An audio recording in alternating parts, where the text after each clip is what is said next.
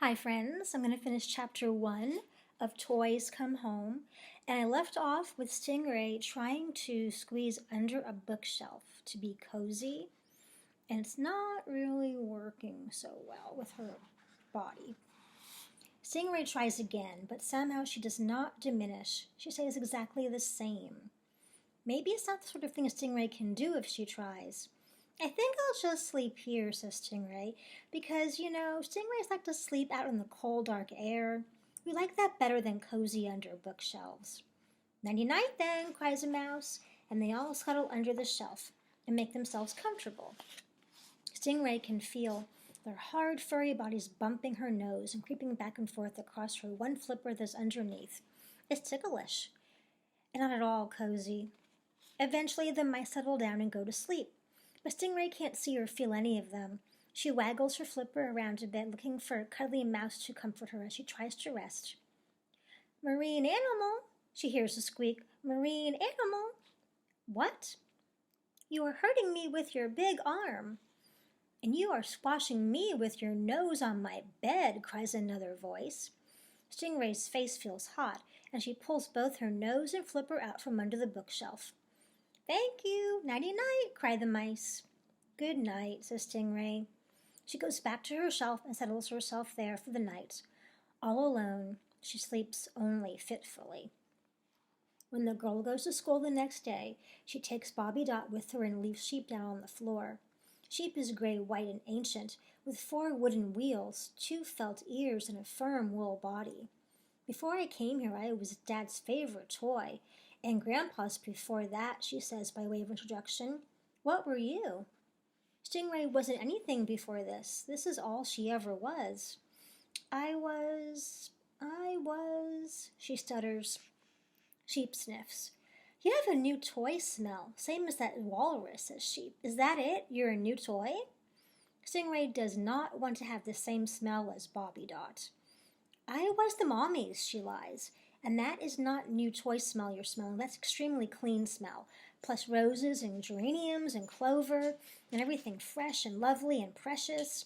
It's a special smell for toys that are loved a huge, entirely lot."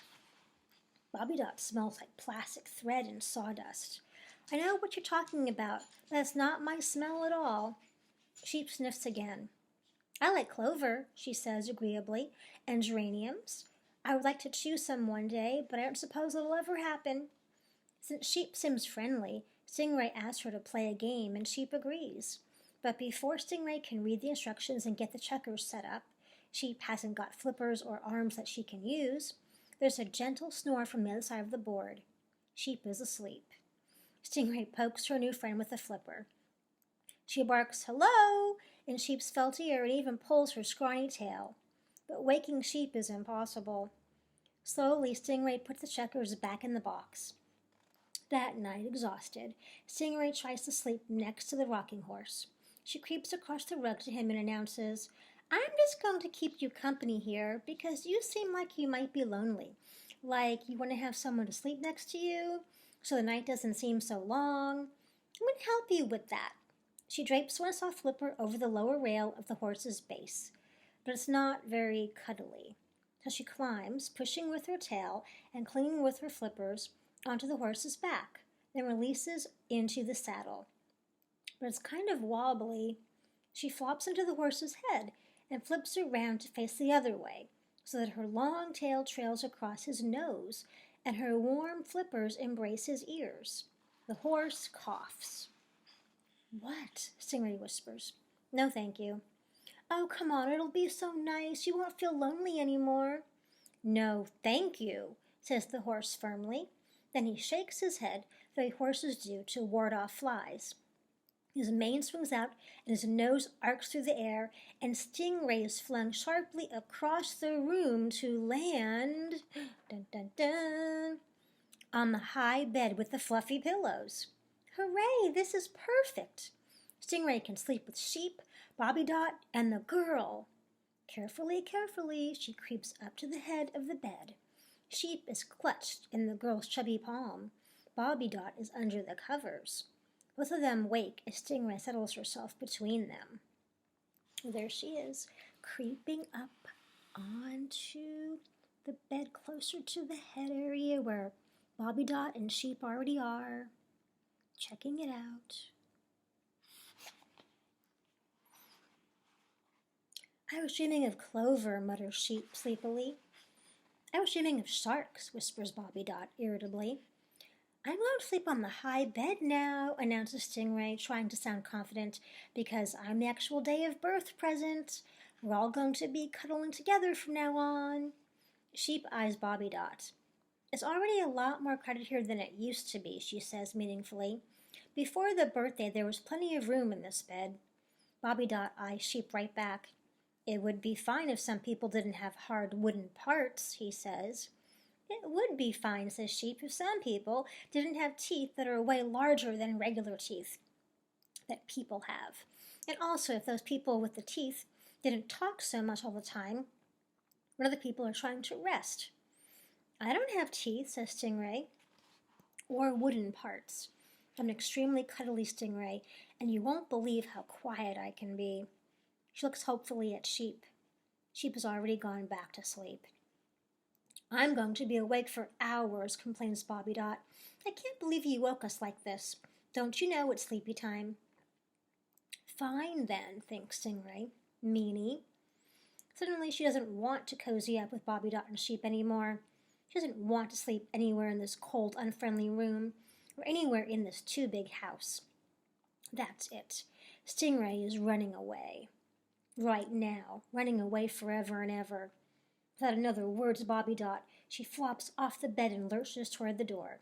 She'll go away from these selfish toys to somewhere better, much better.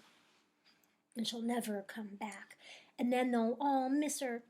Without thinking about the herd of possible vicious towels in the linen closet and the bathroom, without thinking about where she will go and how she will sleep, StingRay zooms out of the girl's bedroom, down the hall, and flop, gobble a gobble a flop, gobble a gobble a flop, gobble a gobble a bonk, falls down the stairs, flipper over flipper, thumping and ouching, bouncing off moldings and posts, then lying shocked at the bottom, head aching.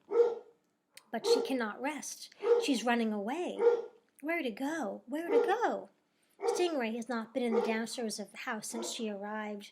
She doesn't remember which room is the kitchen, the living room, anything. She hurls herself across the wood floor, searching for an exit in the dark. She can feel something swing slightly as she bangs into it, so she pulls up short. It's a door, the door to the outside. This is it. Eyes shut tightly. StingRay pushes through the doorway and down another flight of stairs.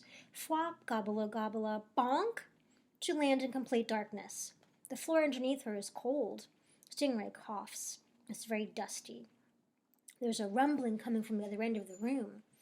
This is not the outside. StingRay has looked out the windows enough to know that the outside has grass and trees and the sounds of cars going by, leaves rustling. Here she can hear nothing but the scary rumble. Ooh, do you know where she is, boys and girls? This must be the basement. Rumble, rumble. What is that sound? Could it be a ghost? I bet you know who that is. Maybe ghosts go to the basement to hide when the attic gets full up, StingRay thinks. Maybe they go down there to eat marine animals who might have strayed from their usual habitats or make slaves of lonely, friendless people. Maybe it's not ghosts at all, but axe murderers leaping around with axes and rumbling all about how they want to chop things. Woo-a-la-la. Something hairy with lots of legs crawls onto StingRay's flipper. She can feel it inching its way across. It's on her, the thing. Maybe a spider with 58 legs, just a crazy amount of creepy crawly legs, and it's crawling on StingRay's body. Woo-da-da-da. StingRay rears up and flaps her flippers and screeches to get the spider off. Oh, it sends shivers down her back. She rolls in the dust and flops back and forth and tosses her head. Ew! And finally comes to a stop when she's sure the spider thing is not on her anymore. In the darkness, she can just make out stacks of cardboard boxes looming on either side of her. She's lost her bearings. Where are the stairs? She's scared to move. She can still hear that rumble, rumble, and if she moves, The ghosts and or axe murderers might notice her. She curls herself up as tight as she can, tucking her tail around her body, and holds perfectly still. After a minute or two, there's a loud buzz. The rumble stops. StingRay waits for it to start again, but it does not. Still, she is scared to look for the stairs. Instead, she sits, tense and knotted, for hours until the morning sun shines softly through the high basement windows, and she hears footsteps on the floor above her. Feet come softly down to the basement and pad over to the dryer. The dad fills a basket with clothes and turns to take it upstairs. "Honey, your StingRay's down here," he calls in surprise. He picks StingRay up and brushes some dust from her plush, then places her on top of the basket. Bouncing up the steps 2 at a time, he delivers StingRay into the waiting arms of the little girl. "Oh, sweetie, sweetie," cries the girl, hugging StingRay. "I thought you were lost. I looked for you all over this morning." She plants a kiss on StingRay's head. "Now remember this from now on. Don't go in the basement or I will miss you. I need you very much." The girl smells like maple syrup and soap. Her arms are warm on StingRay's cold, tight body.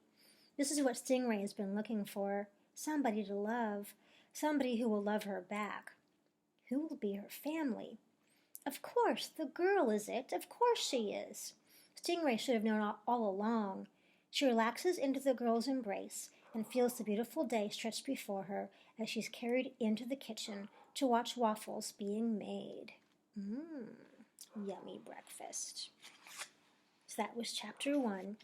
I'm sorry about my dogs barking, boys and girls. I didn't want to interrupt and get them. I'm in the other part of the house.